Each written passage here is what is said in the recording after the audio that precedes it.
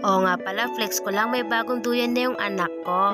Nagpunta nga pala dito yung ate ko. Nakita niya yung duyan ng anak ko. Sabi nga niya, bakit to ganito duyan ng anak ko? Sabi ko naman, rush ang pagpunta ko dito. Kaya hindi ko nadala ang duyan niya. Sabi naman ng ate ko, may duyan siya doon. Hindi ginagamit, nakatago lang. Ako na lang daw ang gagamit. Malaki na daw kasi yung baby niya. Tinanggal ko na muna yung duyan niya kasi magkukulambo na ako niyan.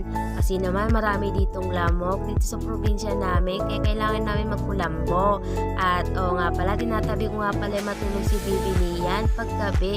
Kasi yan yung alarm clock ko. Pag ayaw ko magising, iingi yan ng dede. Pag naman busog na yan, mangungulit na yan. Bago nga pala ako matulog niyan, naglinis na muna ako niyan at tinugasan ko na rin yung mga dede niya. Kasi naman madaling araw pa lang, nangiingi na yan ng dede niya. Ito nga pala kami sa baba natutulog kasi naman makulit si Bibi niyan at baka malaglag. Dito nga pala sa probinsya, kailangan mo dito magkumot kasi ang lamig nga dito sa probinsya.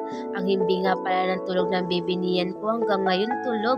Maaga din pala siya natulog, maaga din siyang nagising. Sing na nga si baby niyan at gustong dumede, parang ayoko pa nga bumangon kasi inaantok pa ako. Sabi ko nga sa kanya, mimina muna, pero nagwawala na talaga siyang gustong gusto niya na talagang dumede.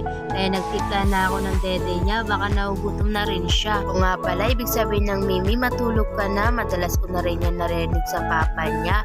Mimi na daw si Nian, kaya napatanong na lang ako sa aking mister. Sabi ko nga sa kanya, ano ibig sabihin ng Mimi? Sabi naman niya, matulog ka na. Kaya naikwento ko na rin sa kanya, nung pinabubuntis ko nga pala si Bibi Nian, may nagtawag sa kanya na Mimi na, kaya nagtaka na lang ako. Kaya napanaginipan ko yan. At naikwento ko na rin pala yan sa tito ko. Sabi naman ng tito ko, nagpapahiwatig na babae daw magiging anak ko.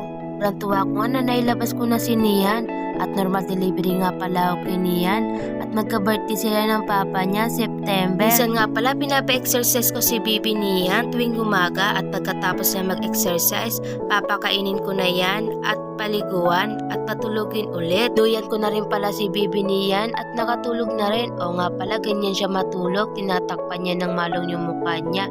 Kasi naman ayaw niya ng maliwanag, gusto niya ng madilim. Uulan nga pala dito sa probinsya namin at taglamit. Dito nga pala sa probinsya namin, napaka-silent. Wala ka talaga ditong maririnig. Paggabi na, mga bandang 7 ng gabi, wala ka nang makita dito na sa labas. Kaya maga ka talaga dito makatulog. Sa mano pa ng walang internet, walang signal. Kaya maga ka talaga dito makatulog. At saka maliligo na rin pala ako niyan. At 4 na galon ang pinaliligo ko. Di na nga muna tayo makapasok kasi naliligo yung kapatid ko. Parang may lalabas ko ata yung kinain ko. Sa kabilang CR naman yung pinagtatahian. At dito nga pala kami naliligo. Tsaka punta na muna ako sa kabilang CR kasi naman para ako nakaramdam ng sakit ng tiyan. Dito nga pala sa kawayan, dito kami kumukuha ng binibiyag namin sa apoy. Pinuputol nila to ng manipis at binibiyag sa apoy. May tao nga pala sa loob ng CR kaya hindi na muna ako makapag-CR. Kapitbahay ko lang pala nag-CR at binilisan ko na rin pala mag-CR kasi naman yung cellphone ko baka pag-open ko ng pinto wala na. Chut! Tsaka paggabi nga pala hindi nga pala ako makapag-CR dito kasi naman natatakot ako. Chut! Pero minsan pag hindi ko talaga matis, nagpapasama na lang talaga ako sa pamangkin ko. Tapos na nga rin pala maligo yung kapatid ko. Maliligo na rin ako niyan. Baka magising pa si Bibi niyan. At ipapakita ko na rin sa inyo. Pinagliliguan namin, gawa sa kawayan. Ang laki nga parang kwarto, may lamesa pa. Chut! Mahirap nga pala tubig dito sa probinsya. Kaya 3 days na ako hindi naligo. Chut! Ulan nga pala pinagliligo ko dyan kasi naman mahirap ang tubig dito. Ayoko naman ng tubig ng ombak kasi medyo may kalawang, medyo madumi. Kaya mas gustuin ko na lang sa ulan na lang. Kung kailan umulan, doon lang ako maliligo. Chut! 4 na galon nga nagagamit ko. Isang palangganan na rin yan. Isasauli ko muna yung mga galon.